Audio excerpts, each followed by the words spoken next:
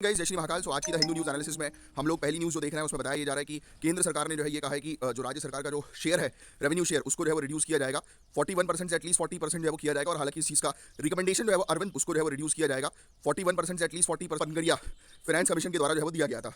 और इसको लेकर राज्य जो है वो काफ़ी चिंतित है और सेंटर और स्टेट्स के रिलेशन इसमें बिगड़ने की काफ़ी ज़्यादा संभावना है। अब गाइस एक रिपोर्ट के थ्रू है बताया जा रहा है कि इंडिया के अंदर जो ऑलिव रिडले टर्टल हैं जो ओडिशा के अंदर जो है वो ऋषिकुलिया में मास नेस्टिंग जो है वो प्रोवाइड कराते हैं, मतलब कि बहुत ज़्यादा मात्रा में अंडे देते हैं, तो उनकी संख्या जो है वो काफ़ी ज़्यादा जो है बढ़ गई है। राइट, बट फिर भी इनमें सेक्स रेशियो का जो है तो उनकी संख्या जो है वो काफ़ी ज़्यादा जो है बढ़ गई है। डिफरेंस हम लोग को जो है वो देखने को मिल रहा है, यानी कि मेल और फीमेल के बीच में जो है वो डिफरेंस काफ़ी ज़्यादा जो है वो बढ़ गया है। इसके अलावा नेक्स्ट डिफरेंस हम लोग को जो है वो देखने को मिल रहा है, यानी कि मेल और फीमेल के बीच में। उसकी तरफ आगे बढ़े तो यहाँ पर बताया जा रहा है कि यूनिवर्सिटी ग्रांट कमीशन जो है वो रूल्स रेगुलेशंस लेकर आएगी जिससे कि यूनिवर्सिटीज़ में किसी भी प्रकार से जाति के आधार पर भेदभाव नहीं होगा, उसको रोका जाएगा। क्योंकि अभी रिसेंटली जाति के आधार पर भेदभाव की वजह से कुछ लोगों के सोसाइटी के भेदभाव नहीं होगा, उसको रोका जाएगा। क्योंकि अभी रिसेंटली जिस सामने आया और उसको लेकर पिटीशन जो है वो फाइल हुई कोर्ट में।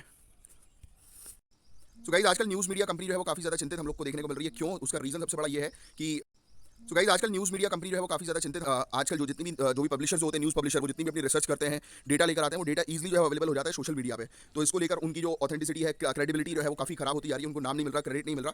और इसी डिजिटलाइजेशन की सिक्योरिटी के लिए जो है वो मीडिया को सपोर्ट किया जाएगा। आजकल जो भी पब्लिशर्स होते हैं, न्यूज़ पब्लिशर, वो जितनी भी अपनी रिसर्च करते हैं, डेटा लेकर आते हैं, वो डेटा ईजिली जो है अवेलेबल हो जाता है सोशल मीडिया पे। तो इसको लेकर उनकी जो इस चीज़ का प्रॉमिस किया है यूनियन मिनिस्टर अश्विनी वैष्णव ने।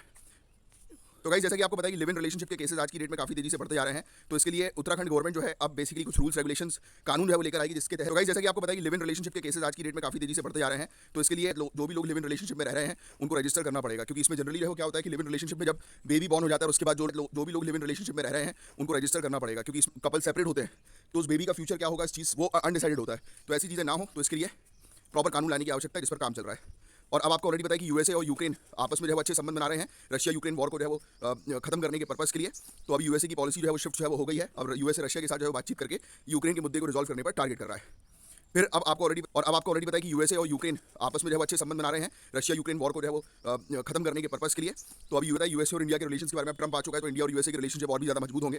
क्योंकि डिफेंस और ट्रेड की अगर हम बात करें तो उसमें ट्रम्प और मोदी के जो है वो काफ़ी अच्छे संबंध हम लोग को देखने को मिलते हैं। इसके अलावा चीफ इलेक्शन कमिश्नर और इलेक्शन देखने को मिलता है। इसके अलावा कमिश्नर बिल 2023 जो है वो लाया गया था जिसको लेकर चिंताएं जो है वो व्यक्त की जा रही है आज की डेट में।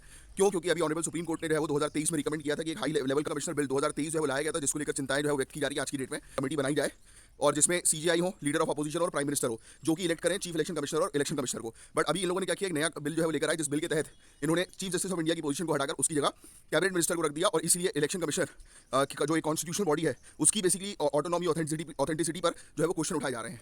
कमेटी बनाई जाए और जिसमें सीजीआई हो, लीडर ऑफ अपोजिशन और प्राइम मिनिस्टर हो, जो कि इलेक्ट करें चीफ इलेक्शन कमिश्नर और इलेक्शन कमिश्नर को। बट अभी इन लोगों ने क्या किया, एक नया बिल जो है वो लेकर आए जिस बिल के तहत इन्होंने चीफ जस्टिस ऑफ मणिपुर के अंदर मेतेई ग्रुप को लेकर क्राइसिस बहुत समय से जो है वो चलते आ रहे थे। बट अभी एक अपडेट सामने आई है जिसमें बताया जा रहा है कि मणिपुर की मेतेई ग्रुप जो है उन्होंने जो है वो अपने फायर आर्म्स, अपनी बंदूक, अपने वेपन जो है वो सिक्योरिटी फोर्सेस के सामने जो है वो सरेंडर कर दिया है। इसका मतलब ये है कि मेतेई ग्रुप जो है वो वहाँ पर उस क्षेत्र में जो है वो शांति का प्रस्ताव जो है वो रख रही है अपने इस एक्शन के थ्रू। तो ये थी गाइस मणिपुर के अंदर मेतेई ग्रुप को लेकर क्राइसिस बहुत समय से जो है वो चलते आ रहे थे। बट अभी एक अपडेट सामने आई है जिसमें बताया जा रहा है कि मणिपुर की मेतेई ग्रुप जो है उन्होंने जो है वो अपने फायर आर्म्स, अपनी बंदूक, अपने वेपन, ओवरऑल न्यूज़ होपफुली आपको पूरी चीज़ समझ आई होगी। जय हिंद, जय श्री महाकाल।